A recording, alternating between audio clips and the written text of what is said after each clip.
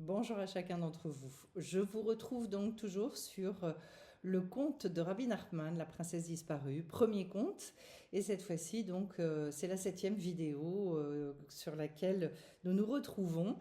Et je vais commencer, avant de continuer les explications sur le conte, par un commentaire que j'ai eu sur le dernier épisode, qui était très intéressant, c'est-à-dire, mais moi j'ai l'impression d'être ce vice-roi qui finalement cherche, puis à la dernière minute rate tout. Bon, alors, déjà, le ratage, on va voir, c'est très très relatif. Une première chose que je peux dire, c'est que oui, bien sûr, nous sommes tous ce vice-roi, nous sommes tous à la recherche de la princesse disparue, et que, comme on le voit, et comme on l'a déjà expliqué, ça peut prendre des années, des années, des années, ça peut prendre même des Gilgulim et des Gilgulim, c'est-à-dire plusieurs incarnations.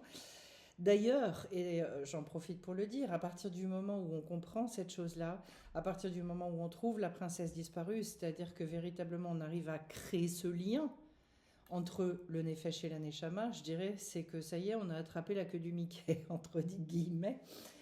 Autrement dit quoi? Ça veut dire que quand ça va être fait, eh bien, vont s'opérer à partir de ce moment-là énormément de réparations.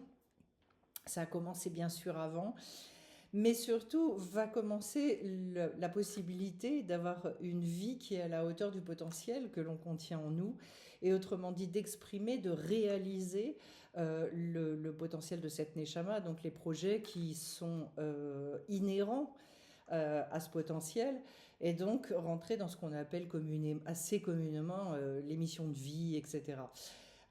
C'est pour ça qu'en fait, l'idée un peu, je dirais, naïve de croire qu'on peut rentrer instantanément dans sa mission de vie sans avoir parcouru tout ce dont nous parle Rabbi Nachman dans ses contes est une idée, oui, on ne peut plus naïve, hormis à avoir déjà et à descendre sur Terre avec un niveau spirituel extrêmement élevé, ce qui n'est pas, on va dire, la majorité des âmes qui descendent, surtout en ces temps de la fin, dans ces temps de délivrance.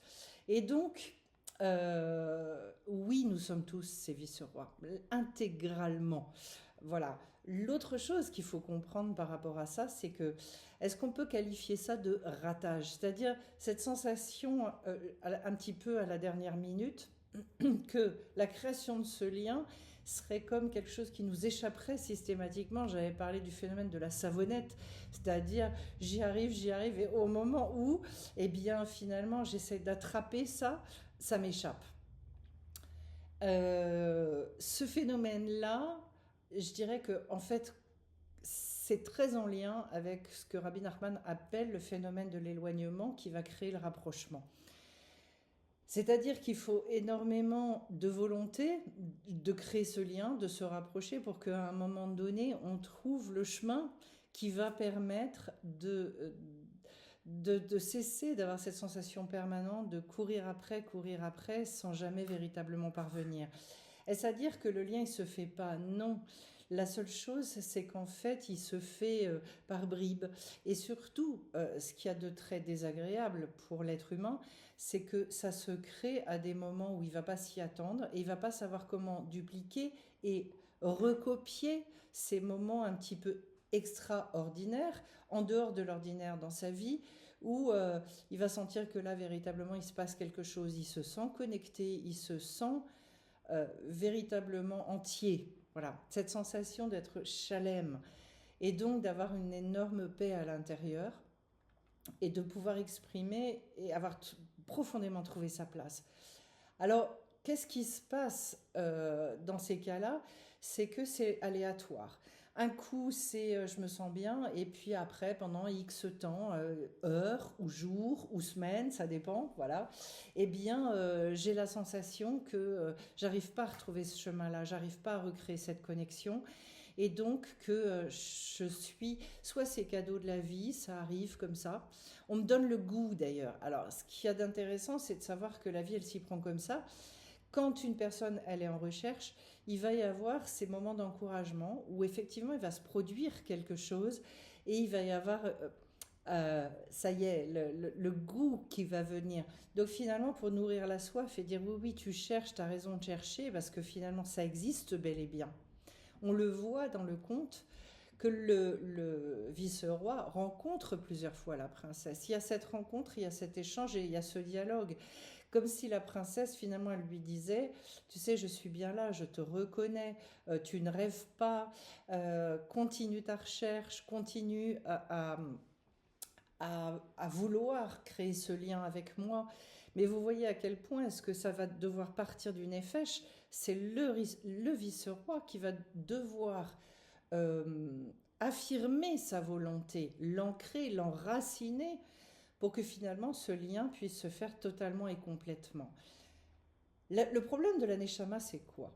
Le problème de la Neshama, et tout ça on en parlera beaucoup dans la Kabbalah, c'est qu'en fait, elle seule, dans ce monde, elle ne peut rien faire, puisqu'en fait, elle a besoin d'un vêtement pour pouvoir s'exprimer. Et que du coup, le corps, le Nefesh, vont être des vêtements qui vont permettre à la Neshama de briller et de s'exprimer. Autrement dit, tant que les deux n'ont pas réussi à fusionner, à s'unir, eh bien, il y a séparation. Le Nefesh est dans une situation de manque constant, parce qu'en fait, il n'est pas nourri, il ne va pas se nourrir au bon endroit, et que la Neshama est dans une situation de manque au niveau de la réalisation. Le résultat des courses, c'est effectivement ces frustrations régulières, qui sont d'ailleurs autant finalement d'appels à persévérer et à continuer à désirer, etc. Donc c'est logique. Alors ce que nous on appelle des ratages, je vais en revenir à ça. Ce que nous on appelle des ratages, ce sont toutes nos, comment dirais-je, nos recherches, mais pas forcément au bon endroit. Le problème, il est là. C'est qu'au début, on tâtonne, on essaye, un petit peu comme un enfant. L'enfant, au démarrage, quand il va apprendre à manger, quand il va apprendre à marcher, quand il va apprendre à parler, eh bien, c'est plein de maladresse. Quand il apprend à manger, il s'en met partout. Quand il apprend à marcher, il tombe et il se relève. La recherche de l'équilibre, elle est extrêmement, au début, aléatoire. Et puis à un moment donné, il va prendre confiance, il va trouver son centre d'équilibre et ça va rouler. Au niveau de la parole, au début, il va faire des fautes, il va transformer les mots, il va, etc. Et petit à petit, il y a une élaboration qui se fait. Et puis, il s'ancre dans quelque chose, il s'enracine dans quelque chose qui devient naturel.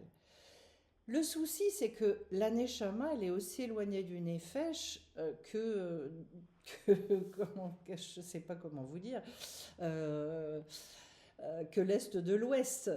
Ce que je veux dire par là, c'est qu'il y a la Neshama qui est d'origine spirituelle et qui va avoir des aspirations qui vont être des aspirations contraires aux aspirations de ce monde. Et que le Nefesh, lui, il est un peu lourd, il est un peu grossier, il est extrêmement matérialiste. Voilà. Et donc, c'est une espèce de chose qui s'entrechoque. Et que le temps que le Nefesh, il comprenne qu'en fait, il a tout intérêt à se mettre sous d'accepter finalement que la Neshama ait la royauté sur lui, ça va prendre de nombreuses années. Et une foultitude d'expériences avec, justement, pas que des ratages. Il va y avoir tout un tas de pseudo-ratages, mais également des réussites.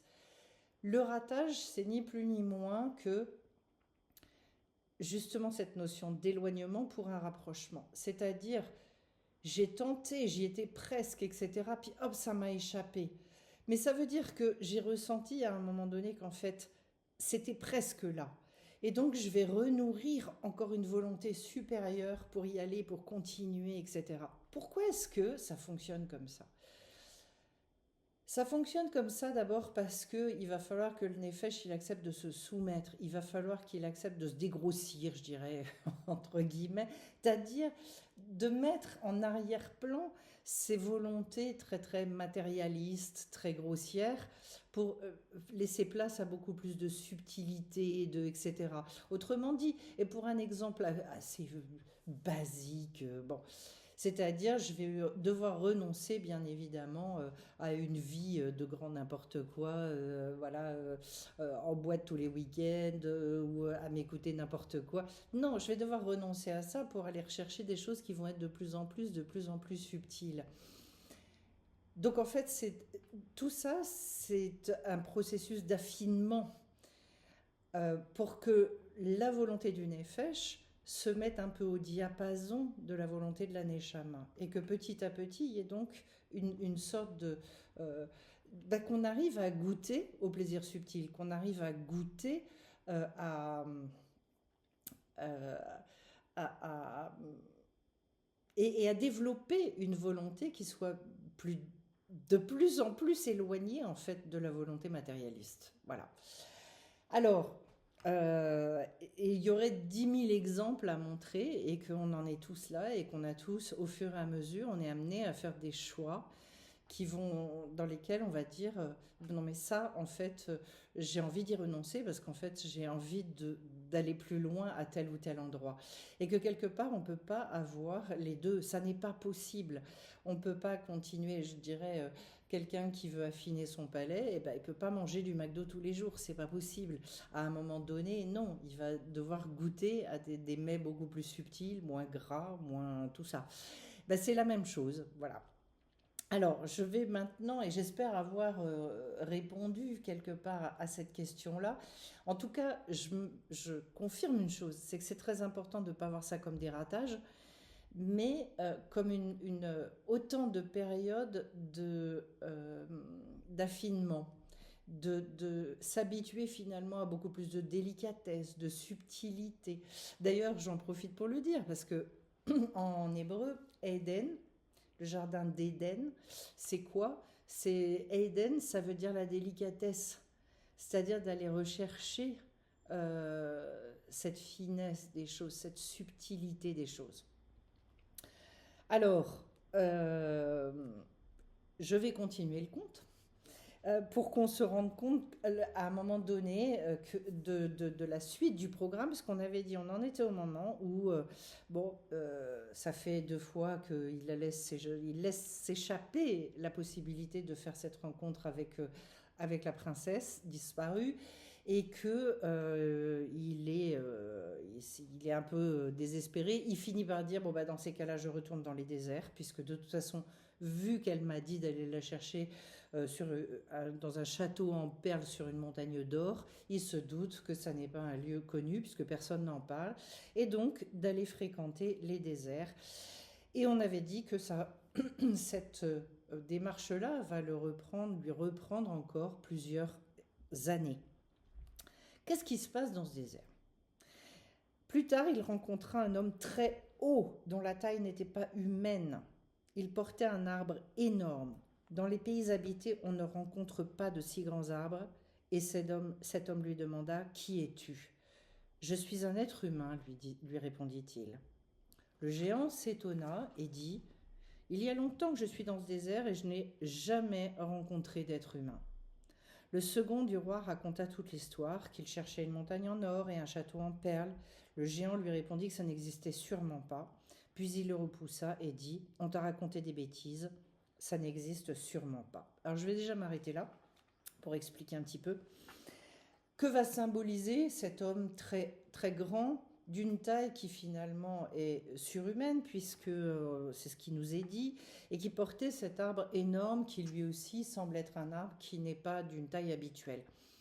Alors ça va représenter ce qu'on appelle les tzadikim, c'est-à-dire un juste, un sage, et qui porte quoi? Un arbre énorme, c'est-à-dire en fait qui porte en lui toute une sagesse, la Torah, et puis qui a compris tout un tas de choses véritablement, et manifestement un homme tout à fait hors du commun, puisque il vit dans les déserts, donc je dirais, ce qui nous est indiqué, c'est qu'il vit à des hauteurs aussi, qui ne sont pas des hauteurs d'un homme habituel, et qu'il a une connaissance qui est absolument exceptionnelle. À ce moment-là, il lui dit au vice-roi, « Mais qui tu es ?» Et le vice-roi va lui répondre quelque chose d'extraordinaire. Souvenez-vous que le vice-roi, il a déjà lâché son cheval, il a dit à son serviteur que cette fois-ci, il n'avait plus besoin de l'accompagner. Il va lui dire, « Je suis un être humain, je suis un Adam. » Adam, c'est-à-dire, en fait, il a pris conscience je dirais, de la manière dont il a été construit, dont il est fait. Il sait après quoi maintenant il court. Qu'est-ce qu'il cherche véritablement?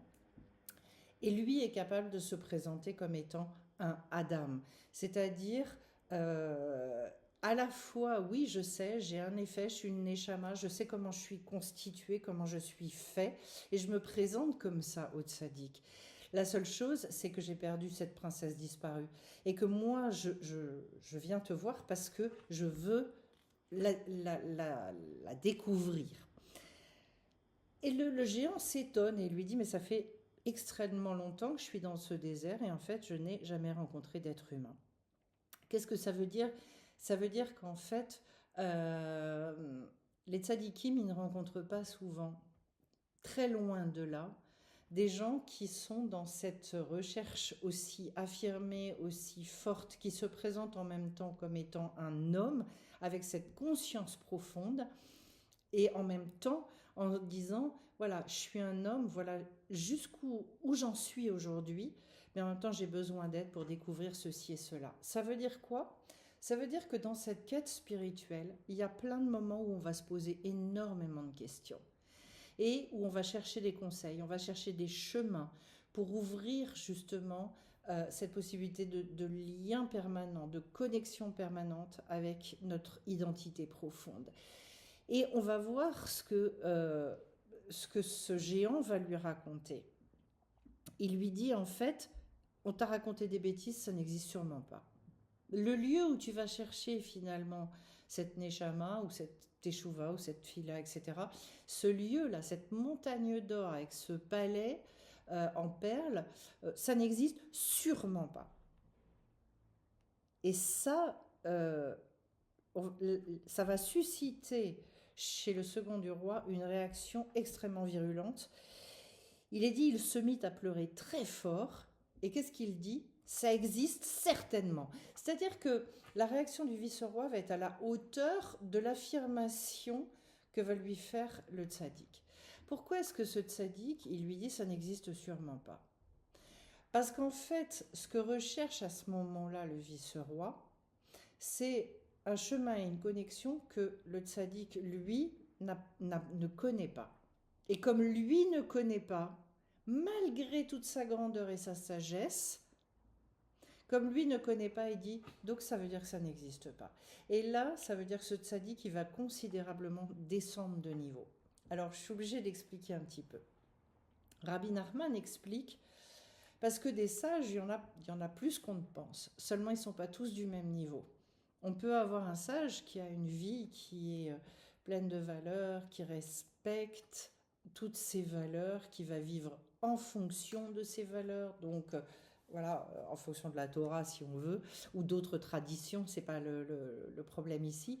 Et donc en fait, ce qu'il lui dit, ce qu'on nous raconte dans le conte, c'est qu'il peut y avoir des sages qui extérieurement sont extrêmement impressionnants et qui sont véritablement très très impressionnants, qui vivent en concordance avec tout leur savoir. Il n'empêche que pour aider les autres, il va leur manquer encore une dimension supplémentaire que Rabbi Nachman va appeler de différents noms. Donc ça peut être le tzaddik authentique, le tzaddik léamito, c'est-à-dire celui qui est dans la vérité, totalement, complètement, et qui va avoir un niveau suffisant pour venir aider des gens comme vous, comme moi, qui sont des gens qui ont besoin que les conseils descendent très très bas, très très très dans le concret, pour leur permettre de sortir de toutes leurs difficultés à se connecter. Et que là, manifestement, malgré la grandeur absolument énorme de ce tzaddik, eh ben, lui ne peut pas. Et là, on voit la force du vice-roi, qui est aussi tout son mérite absolument énorme. Parce qu'il a beau avoir en face de lui quelqu'un qui est très grand, il va lui dire, il se met à pleurer et lui dit non, moi j'ai pas rêvé. Toi tu me dis que tu sais pas, et comme tu sais pas, tu me dis que ça existe sûrement pas. Mais moi je sais que ça existe. Alors ça, vous verrez, enfin peut-être vous avez déjà constaté que sur votre chemin, au fur et à mesure que vous avancez, vous avez peut-être rencontré certaines personnes qui ont elles-mêmes vécu un certain chemin spirituel, et puis que finalement votre aspiration à vous, et étant donné là où vous êtes, vous avez certaines aspirations et en même temps vous avez besoin de certains conseils que des gens qui apparemment sont, je dirais, nettement au-dessus de votre niveau, mais qu'ils n'arrivent pas à vous délivrer parce que eux-mêmes ne sont pas passés par ces chemins-là. Eux-mêmes n'ont pas eu besoin, quelque part, peut-être de ces conseils-là. Et ce qu'il y a d'incroyable, c'est que quand on décrypte ce conte-là, eh bien, le fait que le sage ne soit pas capable de dire ok, donc toi tu es en train de me demander quelque chose que moi je ne connais pas, donc et de l'encourager en lui disant écoute, moi je ne le connais pas, mais si tu dis que ça existe, c'est sûrement que ça existe. Donc continue à chercher. Eh ben, ça le fait considérablement dégringoler. Alors, du coup, vous voyez la réaction du vice-roi qui est énorme. Ça existe certainement, ça doit sûrement exister quelque part. C'est-à-dire, et là aussi, combien on a besoin de s'accrocher intérieurement à nos certitudes, à notre confiance, faire vraiment confiance profondément à votre intuition, à ce que vous ressentez. C'est pour ça aussi que vous comprenez que au travers de tous les endroits de nos vies où on pense que nous, on s'est égaré, qu'on s'est trompé, qu'on n'a pas fait ce qu'il y avait à faire, etc., que en fait, tout ce parcours qui semble extraordinairement chaotique, il a été là aussi en même temps pour nous ouvrir intuitivement l'accès à certaines consciences, à, à une émouna qui est quand même extraordinairement puissante. Parce que moi j'ai souvent des gens qui viennent, qui me racontent leur parcours, et en fait on se rend compte que le parcours il a été long, que les choses elles ont énormément duré.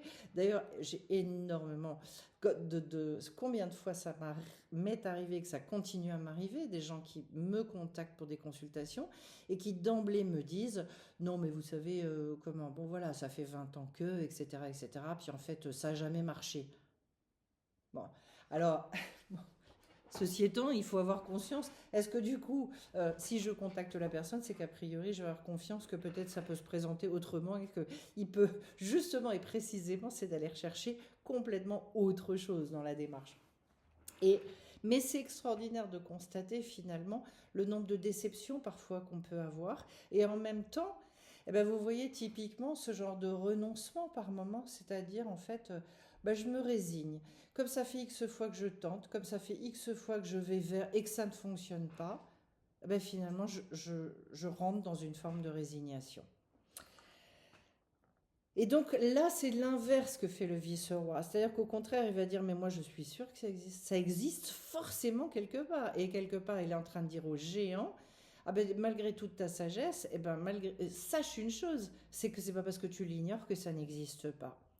Et le géant, il insiste, il le repousse en lui disant, on t'a raconté des bêtises, c'est-à-dire, non, définitivement, tu t'es fait avoir, ce sont des bobards, ce que tu es en train de me demander, je sais pertinemment que ça n'existe pas.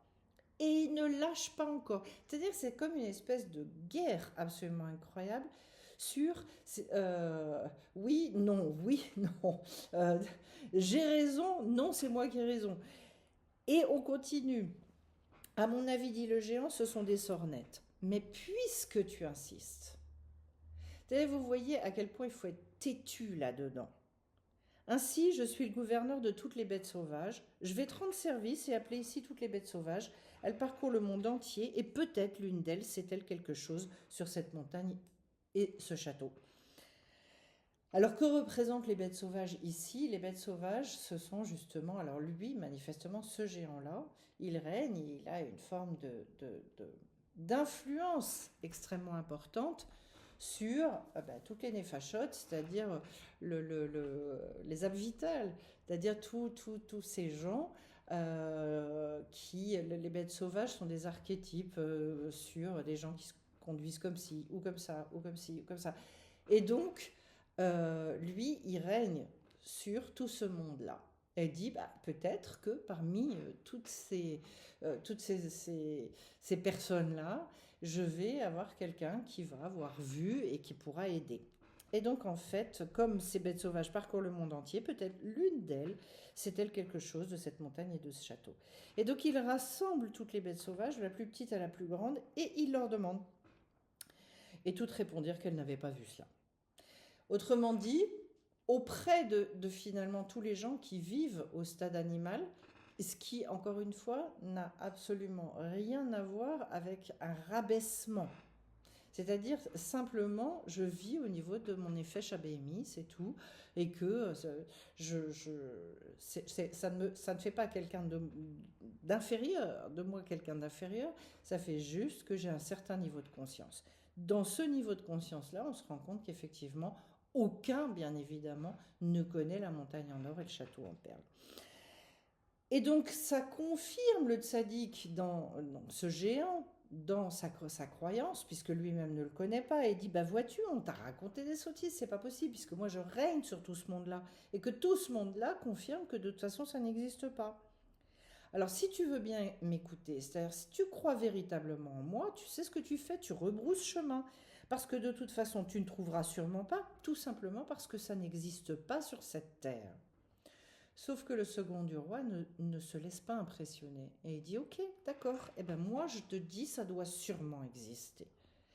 Et à ce moment-là, mais vous voyez le nombre de fois où il y a cette insistance qui revient, à ce moment-là seulement, le géant lui dit, écoute, j'ai un frère dans ce désert, il est le gouverneur de tous les oiseaux. Donc peut-être savent-ils, eux qui volent si haut dans les airs, peut-être ont-ils vu cette montagne et ce château, va vers lui et dis-lui que je t'ai envoyé chez lui. Et donc, je vais m'arrêter là, puis je continuerai dans une autre vidéo pour la suite. Vous voyez déjà, là, je dirais le côté têtu qu'il faut, et de dire, c'est pas parce que toi, tu connais pas. Donc, ok, moi, je te dis que de toute façon, je sais ça. Et pourquoi est-ce qu'il le sait? Parce qu'il a lu sur le foulard. C'est-à-dire que qui représentait, on l'avait dit, hein, la Torah, avec là où la princesse avait écrit avec ses larmes, etc. C'est-à-dire qu'il avait compris, son cœur avait été touché à un moment donné, son cerveau avait été touché par le fait qu'il savait que cette montagne-là, la montagne d'or et le château de perles étaient là où se trouvait la princesse. Et donc lui, il a cette certitude-là. C'est pour ça qu'en fait, on a déjà besoin de s'ancrer dans tout ça. Vous comprenez que s'il n'avait pas lu ça sur le foulard, il n'aurait pas pu insister auprès de ce géant. Résultat des courses, la suite de l'histoire ne pouvait pas avoir lieu. Là, on est sur un autre plan, qui cette fois-ci n'est plus sur un éventuel problème de Emouna ou quoi. Ici, ça se situe où? Ça se situe dans le fait d'essayer de trouver le chemin pour créer ce lien en permanence. Comment est-ce que moi, je vais pouvoir réaliser cette union-là? Et donc, c'est d'aller maintenant dans des chemins désertiques, de s'éloigner de toute la matérialité et de dire, je vais aller rechercher des justes, des tzadikim, je vais aller rechercher des gens qui ont un certain niveau pour qu'eux puissent m'expliquer cette chose-là. Et on va s'apercevoir que, en fait, c'est pas parce qu'on a le titre de sage, quels que soient les titres, et là vous mettez absolument tout ce que vous voulez là-dedans, autrement dit qu'on est religieux, qu'on a étudié, il y a des gens qui ont étudié la Torah des fois pendant toute une vie, mais qui ne sont pas à même finalement d'amener dans ce chemin-là. Et donc, à quel point cette connexion à ce que nous on reçoit, à cette certitude profonde, c'est celle qui va primer surtout pour aller au bout et pour faire en sorte que la rencontre elle ait véritablement lieu de manière pérenne. Et donc, attention à ne pas se laisser éblouir par, je dirais, le statut de quelqu'un, l'étiquette, la place qu'il a réussi à prendre. Non, je vais avoir besoin à un moment donné que moi-même je puisse m'enraciner, m'inscrire et trouver le tzaddik qui va faire que ça y est. En fait, c'est cette sensation d'être rentré chez soi dans la mesure où j'ai trouvé le tzaddik qui me permet de faire ce lien entre mon effet Shema Neshama. Pourquoi? Parce qu'en fait, on vit dans ce monde et qu'on a besoin de quelque chose qui soit efficace, pragmatique et ancré en nous. C'est bien joli, toutes les idées un peu mignonnes. Ah bah, des choses, c'est magnifique, hein, même dans le développement personnel, dans la philo, dans la psychologie, dans plein plein de choses, dans les religions. Il y a plein de trucs, il y a des phrases, c'est mignon, c'est beau, et on se dit, ah ouais, vraiment, ça a de la gueule, passez-moi l'expression. Ben oui, mais enfin, grosso modo, dans ma vie, en fait, c'est jamais rentré chez moi. Donc comment est-ce que moi j'arrive à vivre ça? C'est tout l'objet de ce que nous raconte le conte. C'est-à-dire, moi, j'ai pas envie que ce truc-là reste extérieur à moi. J'ai pas envie que tous les bouquins que je m'enfile, eh ben, quelque part, ce soit des choses où je me dis, ah oui, ça a l'air sympa. C'est vrai que dit comme ça, c'est joli. Ouais, mais au bout du compte, moi, je reste complètement extérieure à la chose. Donc, c'est comme une espèce de promesse. Mais qui est capable de me dire où est-ce qu'on vit ce truc-là? Où il est? Où elle est la montagne en or et le château en perles? C'est où ça? Qu'est-ce qui va faire que je vais pouvoir faire cette échouage, c'est-à-dire revenir vers moi pour pouvoir vivre ces trucs-là? Et c'est ça, je voudrais vous dire en fait, c'est surtout ça. C'est-à-dire qu'il y a des promesses dans cette sagesse-là. Et que si les promesses, vous les vivez comme des savonnettes et que finalement elles ne s'intègrent pas dans vos vies, ça veut dire que vous n'avez pas trouvé le tzaddik, vous n'avez pas trouvé la personne qui à un moment donné peut vous aider à créer ça. Et pour ça, il faut un tzaddik d'un très très haut niveau. C'est tout l'objet de ce que nous raconte Rabbi Nachman dans ce conte aussi. Voilà.